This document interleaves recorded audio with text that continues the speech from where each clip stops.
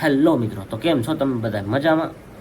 તો સ્વાગત છે તમારું બધાનું આજની આપણા યુટ્યુબ ચેનલમાં, પવન ઓનલાઈન ક્લાસીસમાં. તો આપણે આ વર્કને આગળ વધારતા પહેલાં વાત કરી લઈએ કે મશીન બાબતે થોડીક આપણે ડિસ્કસ કરી લઈએ.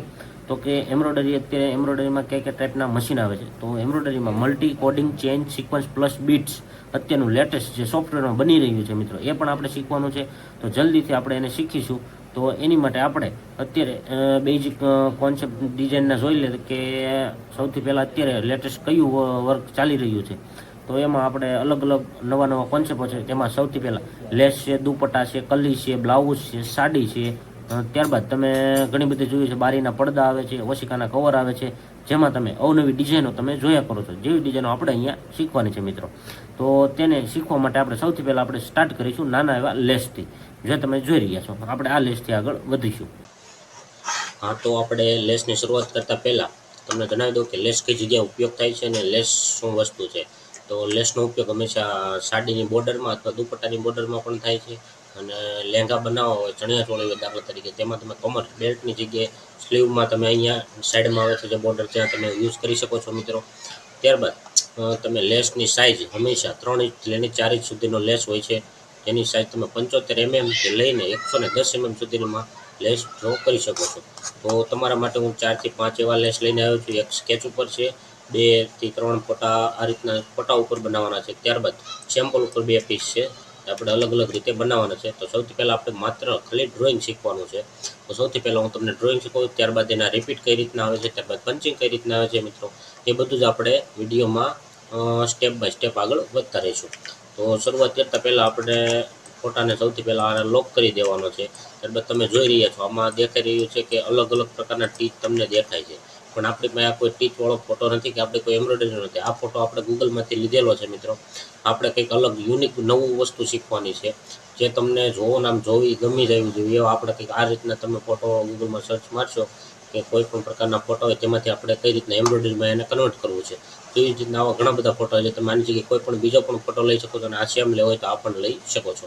તો આ રીતે હું અહીંયાથી કોઈ એક વસ્તુ આપણે જોવાનું કે લેસમાં કેટલી વસ્તુ, એકની એક વસ્તુ બનાવવાની છે અને કઈ વસ્તુ કોપી થાય છે. તો આપણે અહીંયા જોઈ રહ્યા છો કે તમે આ વસ્તુ જે તમને દેખાય છે, આટલી જ વસ્તુ છે જે અહીંયા ફરીવાર રિપીટ થાય છે.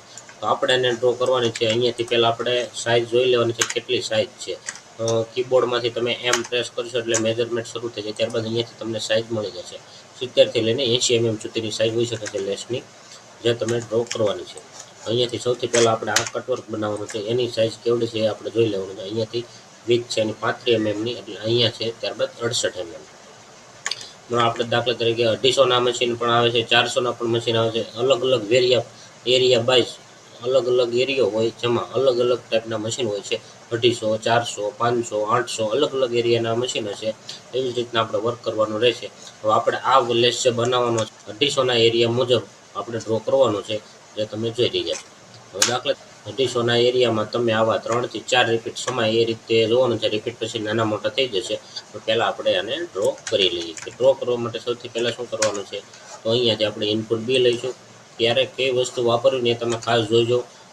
અલગ અલગ માઇન્ડ અલગ અલગ રીતે બને છે. મારું માઇન્ડ પણ અલગ હાલે છે, તમારું માઇન્ડ પણ અલગ હાલ છે. તો આ રીતે હું અહીંયાથી આ રીતના એક ચોરસ બોક્સ બનાવી લઈશ પહેલાં એના સાઇઝનું વિથ પ્રમાણે. પછી અહીંયાથી હું નાનું કરી શકું છું, તો એ રીતે પણ હું ગોઠવી શકું છું. મેં રન લઈ અહીંયાથી આ રીતે તમે ડ્રો કરી શકો છો. ત્યારબાદ એક્સપ્રેસ કરી અહીંયાથી પોઈન્ટ પાડીને આ રીતે તમે વળાંક આપી શકો છો. આટલી વસ્તુ થયા બાદ આ વસ્તુને તમે કંટ્રોલ ડી કરીને આ રીતે ઉપર પણ લઈ જઈ શકો છો. આ રીતે એટલે તમને અલગ એક શેપ મળી ગયો છે, જે તમે જોઈ રહ્યા છો. પછી ફોટાને ડી પ્રેસ કરીને ઘડીક થોડીક વાર માટે હાઈડ કરી દેવાનો છે. ત્યારબાદ અહીંયાથી ઇનપુટ બીની મદદથી અથવા ઇનપુટ એ અથવા તો તમને જે અનુકૂળ લાગે એનાથી તમે ડ્રો કરી શકો છો. આ રીતે આપણે નીચેનું જે બની ગયું છે એને આપણે કટવર્ક કહીએ છીએ. આ રીતે અહીંયાથી આપણે આગળની આ ઇફેક્ટ પાડેલી છે, પત્તી ઉપર પાડી છે, આપણે આની ઉપર પણ પાડી દઈશું. ત્યારબાદ રનની સાઇઝ અહીંયાથી તમે લેન્થ નાખી શકો છો, એટલે કે ભાઈ એની કેટલા mmનો ટાંકો, એક હોય ઊંચી થઈને બીજી હોય, એની એ હોય બીજી કેટલી જગ્યાના અંતરે પડે છે એની માટેનું લેન્થ આવે છે મિત્રો. તો એ તમે અહીંયાથી નાખી શકો છો. ત્યારબાદ અહીંયાથી તમે સાટીને સિલેક્ટ કરીને અહીંયાથી તમે સ્પેસિંગ 70નું રાખવાનું છે. જે રેગ્યુલર અત્યારે હાલે છે 70 થી 75 mm સુધીમાં સાટિન માટે. ત્યારબાદ આવે છે અહીંયા આ રીતના અહીંયા બે બનાવવાના છે આવી રીતના, એટલે બાજુમાં આને ગ્રુપ કરીને અહીંયાથી હું ડુપ્લિકેટ કરીને અહીંયા સાઈડમાં લઈ શકું છું આ રીતના બે થઈ જાય. ત્યારબાદ આ વસ્તુને આપણે ડ્રો કરવાની છે. તો અહીંયાથી તમે કોમ્પ્લેક્સ ફિલથી પણ બનાવી શકો છો, અને ઇનપુટ બી ઇનપુટ એની મદદ તમે કોઈ પણ પટ્ટી શેપ છે જે તમે બનાવી શકો છો. તો આપણે સૌથી પહેલાં આઉટિંગ છે જે હું રન દ્વારા બનાવી લઈશ, જેથી આપણને કરવામાં સરળ રહે.